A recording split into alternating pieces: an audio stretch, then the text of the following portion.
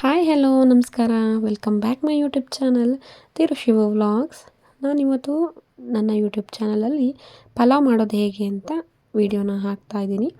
ಈ ವಿಡಿಯೋ ನಿಮ್ಮೆಲ್ರಿಗೂ ಇಷ್ಟ ಆಗುತ್ತೆ. ಯಾಕೆ ಅಂದರೆ ತುಂಬ ಈಸಿಯಾಗಿ ಮಾಡುವಂಥ ರೆಸಿಪಿ ಇದು. ಬ್ಯಾಚುಲರ್ಸ್ಗಾಗಲಿ ಅಥವಾ ಹೊಸದಾಗಿ ಅಡುಗೆ ಕಲಿತಾ ಇರೋವಂಥವ್ರಿಗಾಗಲಿ ತುಂಬ ಈಸಿಯಾಗಿದೆ. ನೀವು ಇದಕ್ಕೆ ಯಾವುದೇ ರೀತಿ ಮಿಕ್ಸಿಗೆ ಹಾಕೋ ಅವಶ್ಯಕತೆ ಇಲ್ಲ. ಎಲ್ಲದನ್ನು ಡೈರೆಕ್ಟಾಗಿ ಹಾಗೆ ಹಾಕ್ಬೋದು. ಮತ್ತು ಪಲಾವ್ ತುಂಬ ಟೇಸ್ಟಿಯಾಗಿ ಚೆನ್ನಾಗಾಗುತ್ತೆ. ಈ ಪಲಾವ್ ಹೇಗೆ ಮಾಡೋದು ಅಂತ ನೋಡ್ಕೊಂಬರೋಣ. ಅದಕ್ಕಿಂತ ಮುಂಚೆ ನೀವು ನನ್ನ ಚಾನಲ್ನ ಸಬ್ಸ್ಕ್ರೈಬ್ ಮಾಡಿಲ್ಲ ಅಂದರೆ ಸಬ್ಸ್ಕ್ರೈಬ್ ಮಾಡ್ಕೊಳ್ಳಿ. ಪಕ್ಕದಲ್ಲಿರೋ ಬೆಲ್ಲೈಕನ್ನ ಪ್ರೆಸ್ ಮಾಡಿ, ಹಾಗೆ ಲೈಕ್ ಮಾಡಿ, ನಿಮ್ಮ ಫ್ರೆಂಡ್ಸ್ಗೆಲ್ಲ ಶೇರ್ ಮಾಡಿ. ನಿಮಗೇನಾದರೂ ಹೇಳಬೇಕು ಅಂತ ಅನಿಸಿದ್ರೆ ಕಾಮೆಂಟ್ ಮಾಡಿ ನನಗೆ ತಿಳಿಸಿ. ಈ ಪಲಾವ್ ಮಾಡೋಕ್ಕೆ ಯಾವ್ಯಾವ ಥರ ತರಕಾರಿ ಬೇಕು ಅಂತ ನಾನು ನಿಮಗೆ ತಿಳಿಸ್ಕೊಡ್ತೀನಿ. ಮೊದಲಿಗೆ ಒಂದು ಕ್ಯಾರೆಟ್ನ ಹೆಚ್ಚಿಟ್ಕೊಂಡಿದ್ದೀನಿ, ಮತ್ತು ಬೀಟ್ರೂಟ್ ಒಂದು, ಹುರುಳಿಕಾಯಿ ಸ್ವಲ್ಪ, ಒಂದು ಗೆಡ್ಡೆ ಕೋಸು, ಚಿಕ್ಕದಾಗಿರೋಂಥ 2 ಆಲೂಗಡ್ಡೆನ ಹೆಚ್ಚಿಟ್ಕೊಂಡಿದ್ದೀನಿ.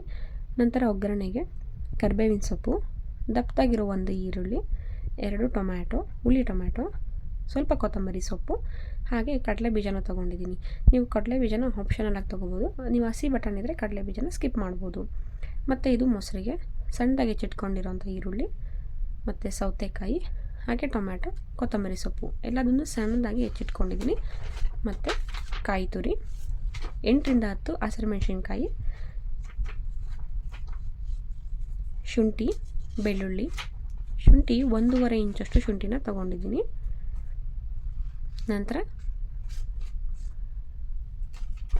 ಪಲಾವ್ ಎಲೆ, ಸ್ವಲ್ಪ ಮೆಣಸು, 10 ಕಾಳು ಮೆಣಸು, 2 ಲವಂಗ, ಸ್ವಲ್ಪ ಚಕ್ಕೆ, ಮೂಗು, ಹಾಗೆ ಸ್ಟಾರು. ನೀವು ಇನ್ನೂ ಪಲಾವ್ ಐಟಮ್ಸ್ ಏನಾದರೂ ಹಾಕೋದಿದ್ರೆ ಇದಕ್ಕೆ ಆ್ಯಡ್ ಮಾಡ್ಕೋಬೋದು. ಒಗ್ಗರಣೆಗೆ ಸಾಸಿವೆ, ಜೀರಿಗೆ, ರುಚಿಗೆ ತಕ್ಕಷ್ಟು ಉಪ್ಪು, ಹಾಗೆ ಅಕ್ಕಿನ ತೊಗೊಂಡಿದ್ದೀನಿ. ಮೊದಲಿಗೆ ಒಂದು ಮಿಕ್ಸಿ ಜಾರ್ನ ತೊಗೊಂಡು ಆ ಮಿಕ್ಸಿ ಜಾರ್ಗೆ ನಾವು ಮಸಾಲೆನ ಹಾಕ್ಕೊಳ್ಳೋಣ. ಇದನ್ನು ನೀವು ಪೌಡ್ರ್ ಮಾಡ್ಕೋಬೋದು, ಇಲ್ಲಾಂದರೆ ಹಾಗೆ ಡೈರೆಕ್ಟಾಗಿ ಹಾಕ್ಬೋದು. ಚಕ್ಕೆ, ಮೆಣಸು, ಲವಂಗ ಎಲ್ಲದನ್ನು ಮಿಕ್ಸಿಗೆ ಹಾಕ್ಕೊಳ್ಳೋಣ. ಸಣ್ಣದಾಗಿ ಪೌಡ್ರ್ ಮಾಡ್ಕೊಂಡ್ರೆ ಕೆಲವರಿಗೆ ಇಷ್ಟ ಆಗುತ್ತೆ, ಇನ್ನು ಕೆಲವರು ಹಾಗೆ ಡೈರೆಕ್ಟಾಗಿ ಹಾಕ್ತಾರೆ. ಯಾವುದು ಹಾಕೋದು ಟೇಸ್ಟು ತುಂಬ ಚೆನ್ನಾಗಿರುತ್ತೆ. ಈಗ ಮಿಕ್ಸಿ ಮಾಡ್ಕೊಳ್ಳೋಣ. ಪೌಡ್ರನ್ನ ಮಿಕ್ಸಿ ಮಾಡ್ಕೊಂಡಾಗಿದೆ, ಸಣ್ಣದಾಗಿ ಮಿಕ್ಸಿ ಮಾಡ್ಕೊಳ್ಳಿ. ನಂತರ ಇದೇ ಜಾರ್ಗೆ ಶುಂಠಿ ಮತ್ತು ಬೆಳ್ಳುಳ್ಳಿನ ಹಾಕ್ಕೊಳ್ತಾಯಿದ್ದೀನಿ. ಒಂದು 7ರಿಂದ 8 ಇಲ್ಕು ಬೆಳ್ಳುಳ್ಳಿ ಮತ್ತು ಶುಂಠಿ ಎರಡನ್ನೂ ಮಿಕ್ಸಿಗೆ ಹಾಕ್ಕೊಳ್ತಾಯಿದ್ದೀನಿ. ನಂತರ ಇವಾಗ ಒಗ್ಗರಣೆ ಹಾಕ್ಕೊಳ್ಳೋಣ. ಸ್ಟವ್ ಮೇಲೆ ಒಂದು ಕುಕ್ಕರ್ ಇಟ್ಟು ಆ ಕುಕ್ಕರ್ ಸ್ವಲ್ಪ ಬಿಸಿ ಆದಮೇಲೆ ಎಣ್ಣೆನ ಹಾಕ್ತಾಯಿದ್ದೀನಿ. 3ರಿಂದ 4 ಚಮಚ ಎಣ್ಣೆ ಹಾಕ್ಕೊಳ್ಳಿ. ಎಣ್ಣೆನ ಚೆನ್ನಾಗಿ ಕಾಯೋಕೆ ಬಿಡಿ. ಚೆನ್ನಾಗಿ ಕಾದ್ಮೇಲೆ ಸ್ವಲ್ಪ ಸಾಸಿವೆ ಚಟಪಟ ಅಂತ ಸಿಡ್ದಾದ್ಮೇಲೆ ಜೀರಿಗೆ. ನೀವು ಆದಷ್ಟು ಕರಿಬೇವಿನ ಸೊಪ್ಪನ್ನ, ಹಸಿ ಕರಿಬೇವಿನ ಸೊಪ್ಪನ್ನ ಯೂಸ್ ಮಾಡಿ, ತುಂಬ ಚೆನ್ನಾಗಿರುತ್ತೆ ಟೇಸ್ಟು, ಫ್ಲೇವರ್ ಚೆನ್ನಾಗಿ ಬರುತ್ತೆ ಕರಿಬೇವಿನ ಸೊಪ್ಪು. ನಂತರ ಕಟ್ ಮಾಡಿ ಇಟ್ಕೊಂಡಿರೋವಂಥ ಈರುಳ್ಳಿನ ಆ್ಯಡ್ ಮಾಡ್ಕೊಳ್ಳಿ. ಈರುಳ್ಳಿನ ಒಗ್ಗರಣೆಯಲ್ಲಿ ಚೆನ್ನಾಗಿ ಫ್ರೈ ಮಾಡ್ಕೊಳ್ಳಿ, ಚೆನ್ನಾಗಿರುತ್ತೆ ಟೇಸ್ಟು. ನೀವು ಯಾವುದೇ ರುಬ್ಬಿರೋ ಅಂಥ ಮಿಶ್ರಣನ ಒಗ್ಗರಣೆಯಲ್ಲಿ ಚೆನ್ನಾಗಿ ಮಾಗಿಸಿದ್ರೆ ಆ ಸಾಂಬಾರು ಅಥವಾ ಯಾವುದಾದ್ರೂ ನೀವು ಮಾಡೋ ಅಂಥ ತಿಂಡಿ ಟೇಸ್ಟು ತುಂಬ ಚೆನ್ನಾಗಿರುತ್ತೆ.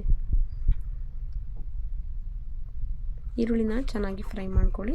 ಈರುಳ್ಳಿ ಫ್ರೈ ಆಗ್ತಿದೆ. ಈಗ ನಂತರ ನಾವು ಕಟ್ ಮಾಡಿ ಇಟ್ಕೊಂಡಿರೋವಂಥ ಟೊಮೆಟೊ ಹಾಕೋಣ. ಅದಕ್ಕಿಂತ ಮುಂಚೆ ನಾವು ಶುಂಠಿ ಮತ್ತು ಬೆಳ್ಳುಳ್ಳಿನ ಪೇಸ್ಟ್ ಮಾಡ್ಕೊಂಡಿದ್ವಲ್ಲ, ಆ ಪೇಸ್ಟ್ನ 1 ಚಮಚದಷ್ಟು ಹಾಕ್ತಾಯಿದ್ದೀನಿ. ಶುಂಠಿ ಬೆಳ್ಳುಳ್ಳಿ ಪೇಸ್ಟು ತುಂಬ ಚೆನ್ನಾಗಿರುತ್ತೆ ಟೇಸ್ಟು, ಫ್ಲೇವರ್ ಚೆನ್ನಾಗಿ ಕೊಡುತ್ತೆ. ಅದು ಹಾಕ್ತಿದ್ದಾಗೆ ಘಮ, ಒಗ್ಗರಣೆಯಲ್ಲಿ ಶುಂಠಿ ಬೆಳ್ಳುಳ್ಳಿ ಪೇಸ್ಟ್ ಹಾಕಿದಾಗ ಘಮ ಚೆನ್ನಾಗಿ ಬರುತ್ತೆ. ಆ ಸ್ಮೆಲ್ಲು ಕುಡಿಯೋದಕ್ಕೆ ಚೆನ್ನಾಗಿರುತ್ತೆ. ಅಡುಗೆದು ಟೇಸ್ಟೇ ಚೇಂಜ್ ಆಗುತ್ತೆ ಶುಂಠಿ ಬೆಳ್ಳುಳ್ಳಿ ಪೇಸ್ಟ್ ಹಾಕಿದ್ರೆ. ನೀವು ಯಾವುದಾದ್ರೂ ಐಟಮ್ಸ್ ಮಾಡ್ತಿದ್ರೆ ಶುಂಠಿ ಬೆಳ್ಳುಳ್ಳಿ ಪೇಸ್ಟ್ನ ನೀವು ಆದಷ್ಟು ಆ್ಯಡ್ ಮಾಡಿ, ಆರೋಗ್ಯಕ್ಕೆ ಒಳ್ಳೆಯದು, ಹಾಗೆ ಟೇಸ್ಟ್ ಕೂಡ ತುಂಬ ಚೆನ್ನಾಗಿ ಬರುತ್ತೆ. ಶುಂಠಿ ಬೆಳ್ಳುಳ್ಳಿ ಫ್ಲೇವರು ಗಮ್ ಅಂತ ಇದೆ. ನಂತರ ಕಟ್ ಮಾಡಿ ಇಟ್ಕೊಂಡಿರೋ ಅಂಥ ಟೊಮ್ಯಾಟೋನ ಹಾಕ್ಕೊಳ್ಳಿ. ಆದಷ್ಟು ಹುಳಿ ಟೊಮೆಟೊನ ನೀವು ಯೂಸ್ ಮಾಡಿ, ಯಾಕಂದರೆ ಪಲಾವ್ಗೆ ಹುಳಿ ಹಾಕಲ್ವಲ್ಲ, ಹುಳಿ ಟೊಮೆಟೊ ಯೂಸ್ ಮಾಡಿದ್ರೆ ಟೇಸ್ಟು ಚೆನ್ನಾಗಿರುತ್ತೆ ಅನ್ನೋ ಕಾರಣಕ್ಕೆ ನಾನು ಹುಳಿ ಟೊಮೆಟೊನ ಹಾಕ್ತಾಯಿದ್ದೀನಿ.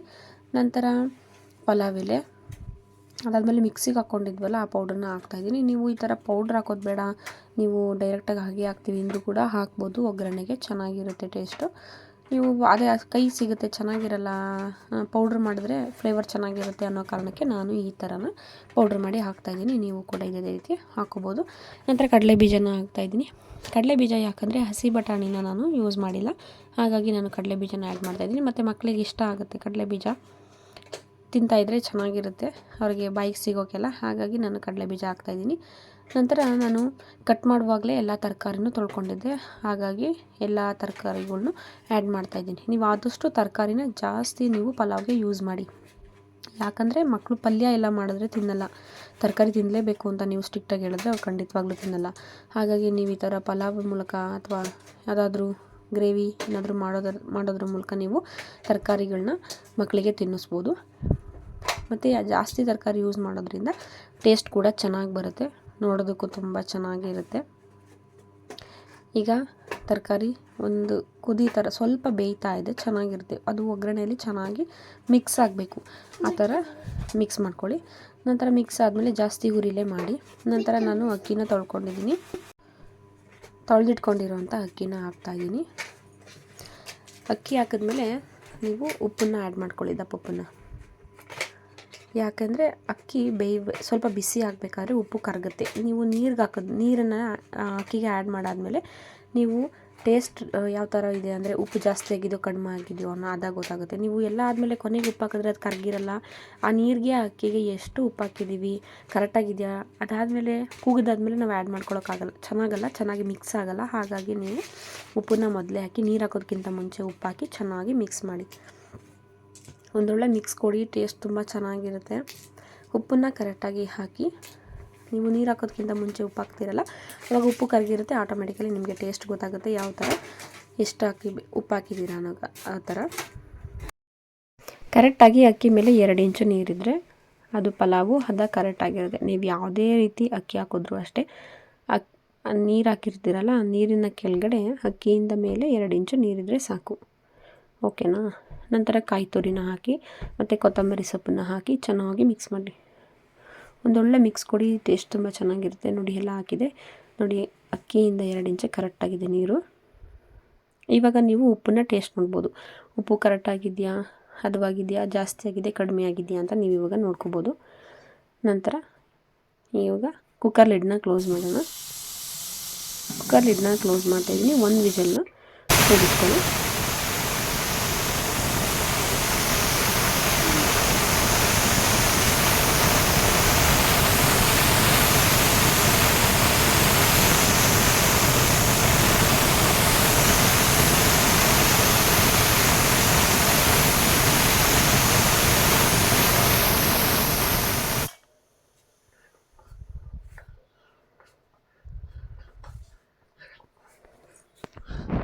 ಇವಾಗ ಮೊಸರನ್ನ ರೆಡಿ ಮಾಡ್ಕೊಳ್ಳೋಣ. ನಾನು ಗಟ್ಟಿಯಾಗಿರೋ ಮೊಸರನ್ನ ತೊಗೊಂಡಿದ್ದೀನಿ, ಮನೇಲಿ ರೆಡಿ ಮಾಡಿರೋಂಥ ಮೊಸರಿದು.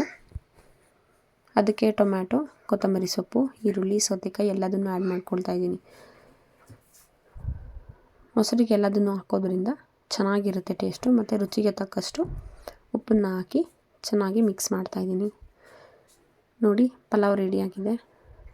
ಈಸಿಯಾಗಿ ಕ್ವಿಕ್ಕಾಗಿ ನಿಮಗೆ ಯಾವುದೇ ರೀತಿ ಮಿಕ್ಸಿಗೆ ಹಾಕದೇ ಇರೋ ಅಂಥ ಪಲಾವು ರೆಡಿಯಾಗಿದೆ. ತುಂಬ ಚೆನ್ನಾಗಿದೆ ಟೇಸ್ಟು. ನೀವು ಯಾವ ಥರ ಬೇಕಾದರೂ ಮಾಡ್ಕೋಬೋದು. ಇದಕ್ಕಿಂತ ತರಕಾರಿ ಹೆಚ್ಚಿಗೆ ಕೂಡ ಹಾಕೋಬೋದು, ಟೇಸ್ಟ್ ತುಂಬ ಚೆನ್ನಾಗಿರುತ್ತೆ. ಮತ್ತು ನಿಮ್ಮ ಮಕ್ಕಳಿಗೆ ತರಕಾರಿ ತಿನ್ನಿಸ್ಬೇಕು ಅಂದರೆ ನೀವು ಈ ಥರ ಪಲಾವ್ ಮಾಡಿ ತಿನ್ನಿಸ್ಬೋದು.